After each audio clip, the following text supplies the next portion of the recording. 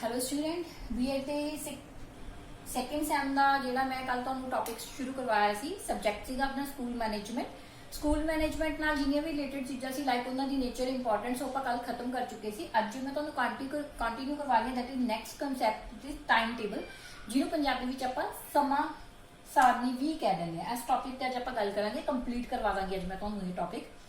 ਹੁਣ ਕਹਿੰਦੇ time table ਜਾਂ ਸਮਾਂ ਸਾਰਣੀ। ਹੁਣ ਕਹਿੰਦੇ ਸਕੂਲ ਦਾ ਕੋਈ ਵੀ ਕੰਮ ਹੈ ਉਹਦੀ ਸਫਲਤਾ ਨਿਰਭਰ ਕਰਦੀ ਹੈ ਉਹਦੇ ਟਾਈਮ ਟੇਬਲ ਦੇ ਉੱਤੇ, ਉਹਦੀ ਸਮਾਂ ਸਾਰਣੀ ਦੇ ਉੱਤੇ।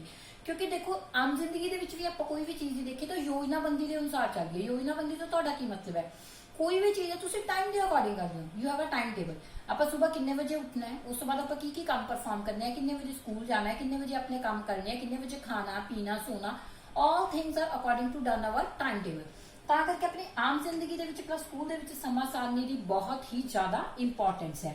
ਹੁਣ ਕਹਿੰਦੇ ਸਮਾਂ ਸਾਰਣੀ ਨੂੰ ਅੰਗਰੇਜ਼ੀ ਦਾ ਸ਼ਬਦ ਹੈ ਟਾਈਮ ਟੇਬਲ। ਠੀਕ ਹੈ, ਇਸ ਸ਼ਬਦ ਤੋਂ ਸਮਾਂ ਸਾਰਣੀ ਨੂੰ ਲਿੱਤਾ ਗਿਆ। ਹੁਣ ਕਹਿੰਦੇ ਸਮਾਂ ਸਾਰਣੀ ਨਾ ਕੀ ਹੁੰਦੀ ਹੈ? ਇੱਕ ਸ਼ੀਸ਼ੇ ਵਾਂਗ ਹੁੰਦੀ ਹੈ। ਕਹਿੰਦੇ ਜਿਵੇਂ ਸ਼ੀਸ਼ਾ ਮਿਰਰ ਆਪਾਂ ਨੂੰ ਜ਼ਿੰਦਗੀ ਦੀ ਅਸਲੀਅਤ ਦਿਖਾਉਂਦਾ ਹੈ, ਉਸੇ ਤਰ੍ਹਾਂ ਸਮਾਂ ਸਾਰਣੀ ਵੀ ਆਪਣੀ ਜ਼ਿੰਦਗੀ ਦੀ ਜੋ ਅਸਲੀਅਤ ਹੈ ਉਹ ਆਪਣੇ ਸਾਹਮਣੇ ਰਿਪਰੈਜ਼ੈਂਟ ਕਰਦੀ ਹੈ। ਇਹ ਤਾਂ ਸੀਗੀ ਟਾਈਮ ਟੇਬਲ ਦੀ ਡੈਫੀਨੇਸ਼ਨ, ਜਾਂ ਫਿਰ ਆਪਾਂ ਕਹਿ ਸਕਦੇ ਹਾਂ ਵੀ ਆਪਾਂ ਨੂੰ ਟਾਈਮ ਟੇਬਲ ਦੀ ਜ਼ਰੂਰਤ ਕਿਉਂ ਪੈਂਦੀ ਹੈ। ਨੈਕਸਟ ਹੈਗਾ need and importance of time table. Need and importance of time table. Time table ਦੀ ਜ਼ਰੂਰਤ ਕਿਉਂ ਹੈ ਜਾਂ ਫਿਰ ਇਹਦੀ ਮਹੱਤਤਾ ਕੀ ਹੈ? ਤਾਂ ਇਹਦੇ ਵਿੱਚ ਸਭ ਤੋਂ ਪਹਿਲਾਂ ਆਉਂਦਾ ਹੈ clock of the school. Punjabi ਚ ਤੁਸੀਂ ਕੀ ਕਹਿ ਸਕਦੇ ਹੋ? ਸਕੂਲ ਦੀ ਘੜੀ। ਤਾਂ ਕਹਿੰਦੇ ਜਿਸ ਤਰ੍ਹਾਂ ਸਕੂਲ ਦੇ ਵਿੱਚ ਕਲੌਕ ਤਾਂ ਹੁੰਦੀ ਹੈ ਤਾਂ ਤੁਸੀਂ ਉਸ ਕਲੌਕ ਦਾ ਮਤਲਬ ਨਹੀਂ ਲੈਂਦੇ। ਇਹ ਕੀ ਹੈ? ਇੱਕ ਸੈਕਿੰਡ ਟਾਈਪ ਆਫ ਕਲੌਕ ਹੈ ਫॉर ਦਾ ਸਕੂਲ। ਕਿਉਂਕਿ ਸਕੂਲ ਦੇ ਵਿੱਚ ਜਿੰਨੀਆਂ ਵੀ ਐਕਟੀਵਿਟੀਜ਼ ਹੁੰਦੀਆਂ ਤੁਹਾਨੂੰ ਪਤਾ ਉਹ ਟਾਈਮ ਟੇਬਲ ਦੇ ਅਕੋਰਡਿੰਗ ਹੀ ਹੁੰਦੀ ਹੈ। ਜਿਸ ਅਕੋਰਡਿੰਗ ਸਕੂਲ ਦਾ ਟਾਈਮ ਟੇਬਲ ਹੁੰਦਾ ਉਸ ਅਕੋਰਡਿੰਗ ਸਵੇਰ ਪ੍ਰੇਅਰ ਕਿੰਨੇ ਵਜੇ ਹੋਣੀ ਹੈ, ਕਿੰਨੇ ਲੈਕਚਰਸ ਹੋਣਗੇ ਟੋਟਲ, ਕਿਹੜਾ ਲੈਕਚਰ ਕਦੋਂ ਹੋਏਗਾ, ਕਦੋਂ ਬ੍ਰੇਕ ਹੋਵੇਗੀ। ਤਾਂ ਇੱਕ ਤਰ੍ਹਾਂ ਨਾਲ ਇਹ ਸਕੂਲ ਦਾ ਇੱਕ ਕਲੌਕ ਦੇ ਤੌਰ ਤੇ ਹੀ ਕੰਮ ਕਰਦਾ ਹੈ। ਸੈਕਿੰਡ ਕੰਮ ਦੀ ਲੜੀਬੰਧਤਾ, ਜਿਹਨੂੰ ਅੰਗਰੇਜ਼ੀ ਵਿੱਚ ਆਪਾਂ ਕਹਿ ਦਿੰਦੇ ਹਾਂ ਟੂ ਅਰੇਂਜ ਦਾ ਵਰਕ ਇਨ ਸੀਕੁਐਂਸ। ਹੁਣ ਕਿਸੇ ਵੀ ਕੰਮ ਨੂੰ ਦੇਖੋ ਜੇ ਟਾਈਮ ਟੇਬਲ ਨਹੀਂ ਹੋਏਗਾ ਤਾਂ ਆਪਾਂ ਨੂੰ ਆਪਣੀ ਸੀਕੁਐਂਸ ਨਹੀਂ ਪਤਾ ਹੋਏਗੀ, ਕਿਹੜਾ ਕੰਮ ਪਹਿਲਾਂ ਹੋਏਗਾ ਕਿਹੜਾ ਕੰਮ ਬਾਅਦ ਚ ਹੋਏਗਾ। ਇਸ ਲਈ ਕੰਮ ਦੀ ਲੜੀਬੰਧਤਾ ਜਾਂ ਫਿਰ ਸੀਕੁਐਂਸ ਵਿੱਚ ਕੰਮ ਨੂੰ ਪਰਫਾਰਮ ਕਰਨ ਲਈ ਆਪਾਂ ਨੂੰ ਟਾਈਮ ਟੇਬਲ ਦੀ ਜ਼ਰੂਰਤ ਪੈਂਦੀ ਹੈ। ਥਰਡ ਪੁਆਇੰਟ ਕੰਮ ਦੀ ਨਿਸ਼ਚਿਤਤਾ, ਜਿਹਨੂੰ ਆਪਾਂ ਇੰਗਲਿਸ਼ ਕਹਿੰਦੇ ਆ ਇੰਸ਼ੋਰਿੰਗ ਟੂ ਵਰਕ। ਕੰਮ ਨਿਸ਼ਚਿਤ ਸਮੇਂ ਤੇ ਹੋਏਗਾ। 30 ਮਿੰਟ ਦਾ ਲੈਕਚਰ ਹੈ ਜਾਂ 40 ਮਿੰਟ ਦਾ ਲੈਕਚਰ ਹੈ, ਕਿੰਨੇ ਵਜੇ ਬ੍ਰੇਕ ਹੋਣੀ ਹੈ, ਕਿੰਨੇ ਵਜੇ ਬੱਚਿਆਂ ਨੂੰ ਪਲੇਇੰਗ ਲਈ ਟਾਈਮ ਦੇਣਾ ਹੈ। ਤਾਂ ਉਹ ਕੀ ਹੈ? ਇੱਕ ਇੰਸ਼ੋਰਿੰਗ ਟੂ ਵਰਕ। ਹਰੇਕ ਕੰਮ ਦੀ ਇੱਕ ਨਿਸ਼ਚਿਤਤਾ ਬੰਦ ਦਿੱਤੀ ਗਈ ਹੈ, ਉਸ ਨਿਸ਼ਚਿਤਤਾ ਦੇ ਆਧਾਰ ਤੇ ਹੀ ਕੰਮ ਜਿਹੜਾ ਉਹ ਪਰਫਾਰਮ ਕੀਤਾ ਜਾਏਗਾ। ਫੋਰਥ ਪੁਆਇੰਟ ਇਜ਼ ਅਧਿਆਪਕਾਂ ਵਿਚਲੇ ਕੰਮ ਦੀ ਉਚਿਤ ਵੰਡ ਲਈ, ਜਾਂ ਫਿਰ ਆਪਾਂ ਕਹਿ ਸਕਦੇ ਹਾਂ proper distribution of work among the teachers ਦੇ ਵਿਚਕਾਰ ਕੰਮ ਨੂੰ ਸਹੀ ਢੰਗ ਨਾਲ ਵੰਡਣ ਲਈ।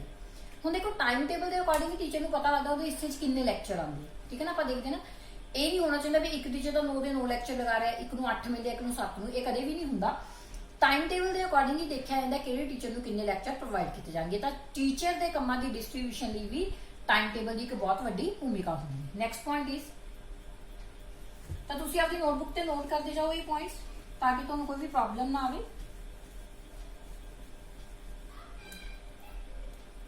ਫਿਫਥ ਪੁਆਇੰਟ ਇਜ਼ ਅਧਿਆਪਕਾਂ ਦੀ ਕਾਰਜ ਸਮਰੱਥਾ ਵਧਾਉਣ ਲਈ।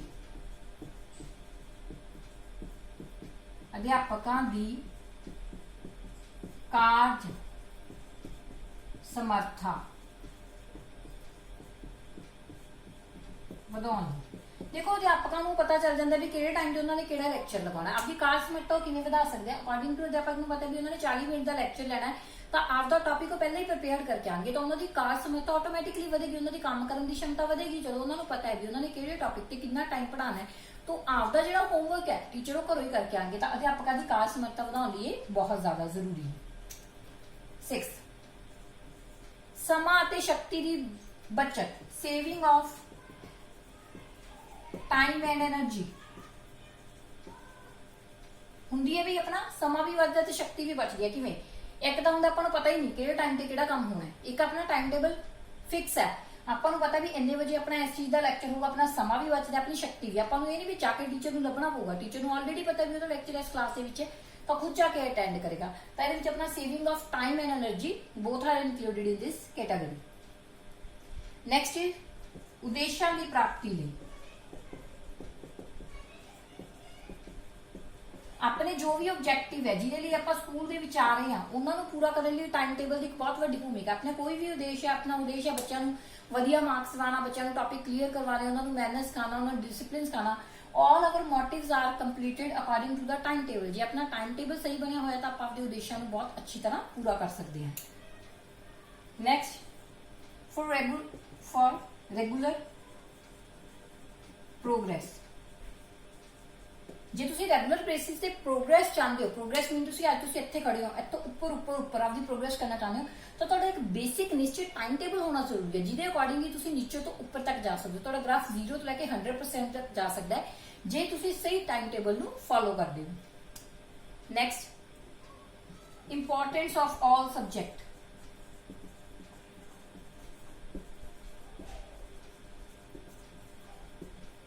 ਸਾਰੇ ਵਿਸ਼ਿਆਂ ਦੀ ਮਹੱਤਤਾ।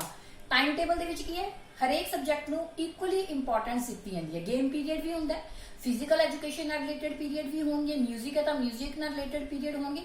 ਮਤਲਬ ਹਰੇਕ ਸਬਜੈਕਟ ਦੀ ਮਹੱਤਤਾ ਜਿਹੜੀ ਉਹ ਟਾਈਮ ਟੇਬਲ ਦੇ ਵਿੱਚ ਆਪਾਂ ਨੂੰ ਵੇਖਣ ਵਾਸਤੇ ਮਿਲਦੀ ਹੈ। ਤਾਂ ਇਹ ਤਾਂ ਆਪਣੀਆਂ ਸੀਗੀਆਂ need and importance of time table. Next ਜਿਹੜਾ ਆਪਣਾ ਟੌਪਿਕ ਹੈ that is advantage of time table, ਜਾਂ ਫਿਰ ਤੁਸੀਂ ਕਹਿ ਸਕਦੇ ਹੋ ਸਮਾਂ ਸਾਰਣੀ ਦੇ ਲਾਭ।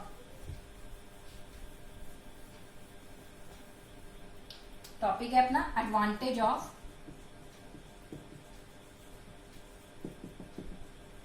टाइम टेबल, जिन्होंने तुसी पंजाबी च की कह सकते हो, लाभ कह सकते हो। पहला की है डिस्ट्रीब्यूशन ऑफ वर्क, काम दी वंड। डिस्ट्रीब्यूशन ऑफ वर्क पंजाबी च की कह सकते हैं, काम दी वंड।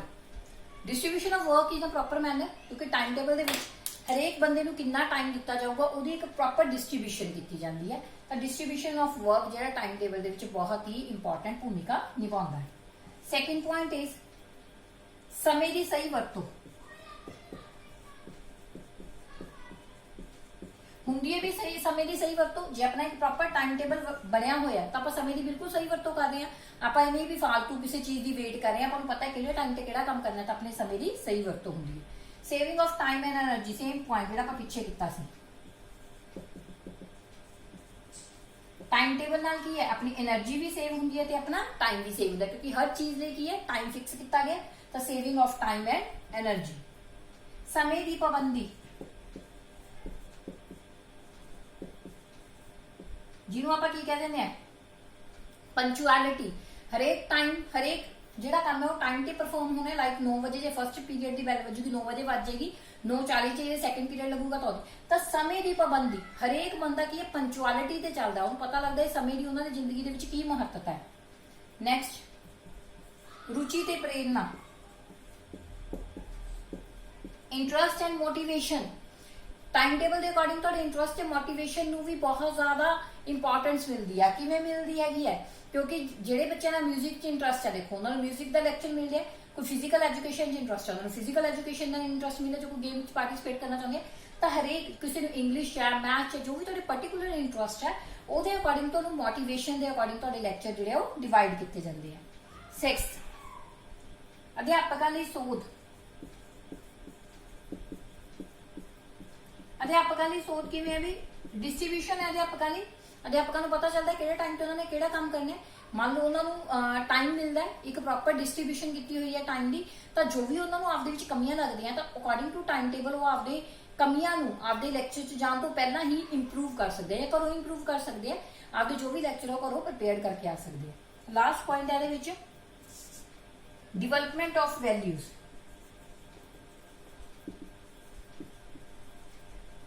ਆਪਣੀਆਂ ਮੋਰਲ ਵੈਲਿਊਜ਼ ਨੂੰ ਬਹੁਤ ਵਧਾਉਂਦਾ ਹੈ, ਕਿਉਂਕਿ ਮੋਰਲ ਵੈਲਿਊਜ਼ ਦੇ ਵਿੱਚ ਕੀ ਆਉਂਦਾ ਹੈ, how you can respect your elders, how you can follow the discipline, how you can follow the punctuality। ਇਹ ਸਾਰੀਆਂ ਆਪਣੀਆਂ ਮੋਰਲ ਵੈਲਿਊਜ਼ ਦੇ ਵਿੱਚ ਕਨਸੈਪਟ ਆਉਂਦੇ ਆ। ਜਦੋਂ ਆਪਣਾ ਟਾਈਮ ਟੇਬਲ ਹੁੰਦਾ ਤਾਂ ਦੇਖੋ ਆਪਾਂ ਡਿਸਪਲਿਨ ਵੀ ਫੋਲੋ ਕਰਦੇ ਆ, ਆਪਾਂ ਪੰਚੁਅਲਿਟੀ ਵੀ ਫੋਲੋ ਕਰਦੇ ਆ, ਵੱਡਿਆਂ ਦਾ ਆਦਰ ਕਿਵੇਂ ਕਰਨਾ, ਬੈਠਣਾ ਉੱਠਣਾ, ਸਾਰੀਆਂ ਚੀਜ਼ਾਂ ਫੋਲੋ ਹੁੰਦੀਆਂ। ਤਾਂ ਟਾਈਮ ਟੇਬਲ ਦੇ ਨਾਲ ਆਪਣੀ ਜੋ ਮੋਰਲ ਵੈਲਿਊਜ਼ ਆ ਉਹਨਾਂ ਦੀ ਵੀ ਡਿਵੈਲਪਮੈਂਟ ਹੁੰਦੀ ਹੈ।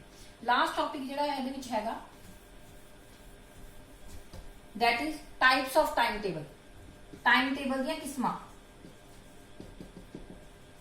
ਕਿੰਨੀ ਤਰ੍ਹਾਂ ਦੇ ਜਿਹੜੇ ਹੈਗੇ ਟਾਈਮ ਟੇਬਲ ਹੁੰਦੇ ਆ, ਠੀਕ ਹੈ ਜੀ। ਪਹਿਲੀ ਕਿਸਮ ਹੈਗੀ ਹੈ ਕਲਾਸ ਟਾਈਮ ਟੇਬਲ, ਜਿਹਨੂੰ ਆਪਾਂ ਕਹਿੰਦੇ ਆ ਕਲਾਸ ਵਾਈਜ਼ ਟਾਈਮ ਟੇਬਲ। ਹਰੇਕ ਕਲਾਸ ਦੇ ਬਾਅਦ ਇੱਕ ਟਾਈਮ ਟੇਬਲ ਲੱਗਿਆ ਹੋਏਗਾ ਵੀ ਉਹਨਾਂ ਦਾ ਫਸਟ ਲੈਕਚਰ ਐਸਾ ਹੋਏਗਾ, ਸੈਕਿੰਡ ਦਾ ਐਸਾ, ਥਰਡ ਦਾ, fourth, according to class. First class ਦਾ ਟਾਈਮ ਟੇਬਲ ਅਲੱਗ ਹੈ, ਸੈਕਿੰਡ ਦਾ ਅਲੱਗ ਹੈ, 10th ਦਾ ਅਲੱਗ ਹੈ। ਅਕੋਰਡਿੰਗ ਟੂ ਕਲਾਸ ਜਿਹੜਾ ਹੈਗਾ ਆਪਾਂ ਟਾਈਮ ਟੇਬਲ ਜਿਹੜਾ ਹੈਗਾ ਜਨਰੇਟ ਕਰਨਾ। ਟੀਚਰ ਵਾਈਜ਼ ਟਾਈਮ ਟੇਬਲ, ਜਿੰਨੇ ਕਾਲਜ ਦੇ ਵਿੱਚ ਜਾਂ ਸਕੂਲ ਦੇ ਵਿੱਚ ਟੀਚਰ ਕੰਮ ਕਰ ਰਿਹਾ, ਹਰੇਕ ਟੀਚਰ ਦਾ ਇੱਕ ਅਲੱਗ ਟਾਈਮ ਟੇਬਲ ਹੋਏਗਾ। ਸਪੋਜ਼ ਕੋਈ ਵੀ ਲੈਕਚਰਰ ਹੈ ਜਾਂ ਕੋਈ ਵੀ ਟੀਚਰ ਹੈ, ਉਹਦਾ ਇੱਕ ਨਾਮ ਲਿਖਿਆ ਜਾਏਗਾ, ਅੱਗੇ ਉਹਦੇ ਕਿੰਨੇ ਲੈਕਚਰ ਕਿਹੜੀ ਕਿਹੜੀ ਕਲਾਸ ਦੇ ਵਿੱਚ ਹੈ, ਉਹ ਕੀ ਹੋਏਗਾ ਟੀਚਰ ਵਾਈਜ਼ ਟਾਈਮ। ਤਾਂ ਕਿ ਜੋ ਕੋਈ ਨਵਾਂ ਸਟੂਡੈਂਟ ਆਉਂਦਾ ਜਾਂ ਕੋਈ ਨਵੀਂ ਕਲਾਸ ਹੈ, ਕੋਈ ਨਵਾਂ ਟੀਚਰ ਆਉਂਦਾ, ਇਵਨ ਸਟੂਡੈਂਟਸ ਉਹਨਾਂ ਬਾਰੇ ਨਹੀਂ ਪਤਾ, ਤਾਂ ਉਹ ਟੀਚਰ ਵਾਈਜ਼ ਟਾਈਮ ਟੇਬਲ ਦੇ ਵਿੱਚ ਦੇਖ ਸਕਦੇ ਆ। ਥਰਡ ਹੈ teacher vacant period time table. Teachers ਦੇ ਕਿਹੜੇ ਕਿਹੜੇ ਪੀਰੀਅਡ ਖਾਲੀ ਹੈ, ਤਾਂ ਕਿ ਸਪੋਜ਼ ਕਿਸੇ ਬੱਚੇ ਨੂੰ ਕਿਸੇ ਸਬਜੈਕਟ ਦੇ ਵਿੱਚ ਪ੍ਰੋਬਲਮ ਆ ਰਹੀ ਹੈ ਤਾਂ ਉਹ ਟੀਚਰਸ ਦਾ ਵੇਕੈਂਟ ਪੀਰੀਅਡ ਦੇਖ ਕੇ ਵੀ ਇਸ ਟਾਈਮ ਤੇ ਟੀਚਰ ਵਿਹਲਾ ਹੁੰਦਾ ਤਾਂ ਆਪਣੀਆਂ ਪ੍ਰੋਬਲਮਸ ਜਾ ਕੇ ਟੀਚਰਸ ਨਾਲ ਡਿਸਕਸ ਕਰ ਸਕਦੀ ਹੈ। ਫਿਰ ਆ ਗਿਆ ਗੇਮਸ ਟਾਈਮ ਟੇਬਲ। ਖੇਡਾਂ ਲਈ ਟਾਈਮ ਟੇਬਲ ਬਣਿਆ ਹੁੰਦਾ, ਕਿਹੜੇ ਕਿਹੜੇ ਬੱਚਿਆਂ ਕਿਹੜੀ ਕਿਹੜੀ ਕਲਾਸ ਦੇ ਕਿਹੜੇ ਕਿਹੜੇ ਗੇਮ ਪੀਰੀਅਡ ਹੋਣਗੇ, ਉਹਨਾਂ ਦਾ ਇੱਕ ਅਲੱਗ ਸਪੈਸੀਫਿਕ ਟਾਈਮ ਟੇਬਲ ਹੁੰਦਾ। Subject wise time table, subject wise time table ਚ ਕੀ ਹੋਏਗਾ ਬਈ, ਮੈਥ ਦੇ ਕਿੰਨੇ ਲੈਕਚਰ ਨਿਕਲ ਰਹੇ ਹੈ, ਕਿਹੜੀ ਕਲਾਸ ਨੂੰ ਇੱਕ ਲੈਕਚਰ ਮਿਲ ਰਿਹਾ, ਕਿਹੜੀ ਕਲਾਸ ਨੂੰ 2 ਮਿਲ ਰਹੇ ਹੈ। ਸਬਜੈਕਟ ਵਾਈਜ਼ ਟਾਈਮ, ਇੰਗਲਿਸ਼ ਦੇ ਕਿੰਨੇ ਹੈ, ਪੰਜਾਬੀ, ਹਿੰਦੀ, ਫਿਜ਼ੀਕਲ ਐਜੂਕੇਸ਼ਨ, ਸਾਰੇ ਸਬਜੈਕਟਸ ਦੇ ਜਿਹੜੇ ਹੈਗੇ lecture time subject wise time table ਦੇ ਵਿੱਚ ਆਪਾਂ ਨੂੰ ਵੇਖਣ ਨੂੰ ਮਿਲ ਜਾਂਦੇ। 6ਵਾਂ ਆ ਗਿਆ ਕੋ ਕਰਿਕੂਲਰ ਐਕਟੀਵਿਟੀਜ਼ ਟਾਈਮ ਟੇਬਲ। ਕੋ ਕਰਿਕੂਲਰ ਐਕਟੀਵਿਟੀਜ਼ ਕੀ ਹੈ, overall activities like singing, dancing, ਜਾਂ ਆਪਾਂ ਕਿਸੇ ਹੋਰ ਐਕਟੀਵਿਟੀਜ਼ ਦੇ ਵਿੱਚ ਕੋਈ ਡਰਾਮਾ ਦੇ ਵਿੱਚ ਜੋ ਆਪਣਾ ਹਿਡਨ ਟੈਲੈਂਟ ਹੁੰਦਾ ਹੈ ਉਹਨਾਂ ਨੂੰ ਬਾਹਰ ਕੱਢਣ ਲਈ ਆਪਣਾ ਕੋ ਕਰਿਕੂਲਰ ਐਕਟੀਵਿਟੀ ਦਾ ਵੀ ਇੱਕ ਟਾਈਮ ਟੇਬਲ ਹੁੰਦਾ, ਜਿਹਦੇ ਵਿੱਚ ਬੱਚਿਆਂ ਨੂੰ ਕੁਝ ਐਕਸਟਰਾ ਸਟੱਡੀਜ਼ ਤੋਂ ਹਟ ਕੇ ਉਹਨਾਂ ਦੇ ਇੰਟਰਸਟ ਦੇ ਬੇਸਿਸ ਤੇ ਜਿਹੜੀ ਹੈਗੀ ਹੈ ਚੀਜ਼ਾਂ ਸਿਖਾਈਆਂ ਜਾਂਦੀਆਂ। ਲਾਸਟ ਹੈਗਾ ਹੋਮਵਰਕ ਟਾਈਮ ਟੇਬਲ। ਕਿਹੜੇ ਕਿਹੜੇ ਦਿਨ ਬੱਚਿਆਂ ਨੂੰ ਕਿਹੜੇ ਕਿਹੜੇ ਸਬਜੈਕਟ ਦਾ ਹੋਮਵਰਕ ਕਿਸ ਅਕੋਰਡਿੰਗ ਡਿਵਾਈਡ ਕੀਤਾ ਜਾਊਗਾ, ਉਹ ਆਪਣਾ ਕਿਹੜੇ ਚ ਹੁੰਦਾ, ਹੋਮਵਰਕ ਟਾਈਮ ਟੇਬਲ ਦੇ ਵਿੱਚ ਹੁੰਦਾ। ਤਾਂ ਇਹ ਸੀਗਾ ਆਪਣਾ ਅੱਜ ਦਾ ਟੌਪਿਕ, ਟਾਈਮ ਟੇਬਲ ਵਾਲਾ ਟੌਪਿਕ। ਸਮਾਂ ਸਾਰਣੀ ਤੁਹਾਡਾ ਖਤਮ ਹੋ ਚੁੱਕਿਆ। ਅਗਲੀ ਵੀਡੀਓ ਵਿੱਚ ਮੈਂ ਕੋਸ਼ਿਸ਼ ਕਰਾਂਗੀ ਜਿਹੜਾ ਅਗਲਾ ਟੌਪਿਕ ਹੈ ਉਹ ਵੀ ਪੂਰਾ ਖਤਮ ਕਰਵਾ ਦਾਂ। ਥੈਂਕਸ।